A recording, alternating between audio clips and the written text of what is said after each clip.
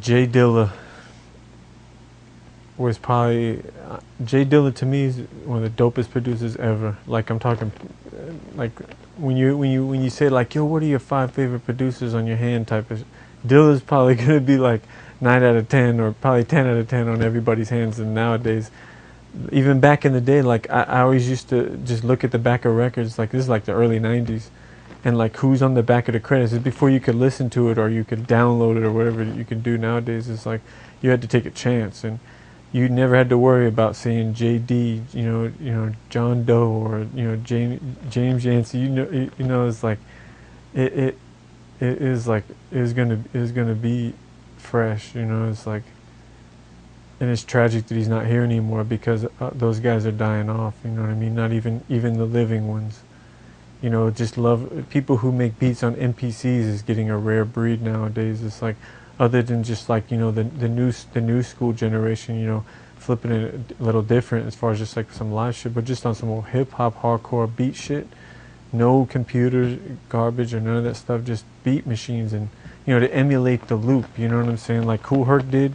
You hear that break, and you're just like, oh man, I'm gonna flip that when I get home. Like I remember as a kid, like everything I'd hear, you just hear the loops, and I know he was like that. Like you can just hear it in his production. It's like as a kid, it's like when you can't do it, you just look for people who were doing it, and like Pete Rock was making records at 17. You know what I'm saying? It's like just ridiculous. Like when you have the equipment, you're in the game, and he flipped that equipment the right way. He wasn't corny like other producers, like really on beat, like quantizing, or like it's just, he had soul, man, like very few people did back then. You know what I'm saying? And all the DJs knew that shit. You know what I'm saying? Like anybody who's a DJ knew Dilla was the dude, even though he wasn't like in Primo status or Pete Rock status back in those days. Like anybody who's a DJ knew they were rocking. And Farside hit, you couldn't deny that one. It's like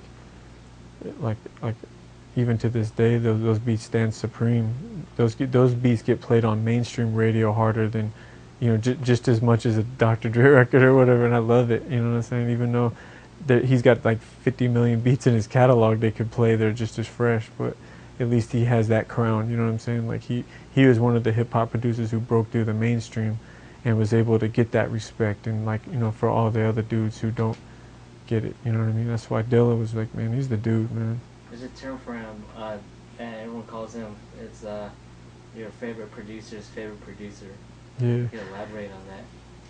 Well, because see, in production, like as a producer, like I don't really put shit out because I'm kind of old school. Like I want it to be on wax until I get my money right. I can do it my way, kind of like the traditional styles. Kind of like you can't just go make a katana sword or something. It takes like a whole month. So you got to forge, find the right or all that kind of stuff.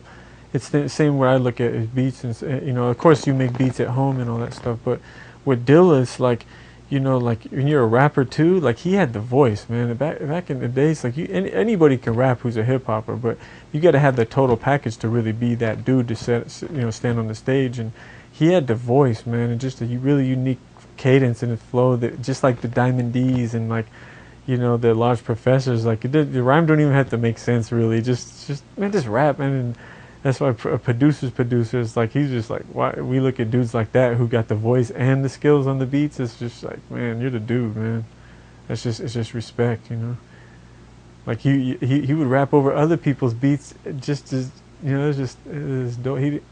He wasn't all like like narrow-minded. The guy was he was a very open-minded, very intelligent person. Like and you wouldn't even have to know him to know it. I met him just hugs and handshakes like maybe 3 or 4 times out in my life. I never got to sit down and talk with him, but I didn't have to. I just knew it. I could, it's like that whole game recognized game everybody talks about it, like, or birds of a feather flock together.